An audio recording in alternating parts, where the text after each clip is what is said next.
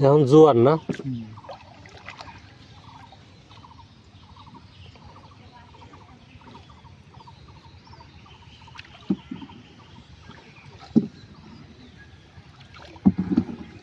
আমাকে দোকানে তো এখানে ইন্ডিয়ান চকলেট বেচা বন্ধ।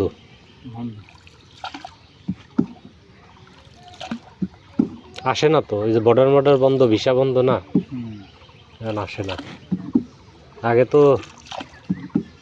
লাগেজ পার্টি যাই নিয়ে আসতো।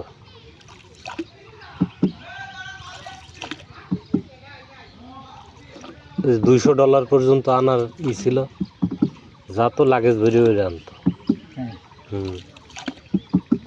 এখন তো আর সব বন্ধ।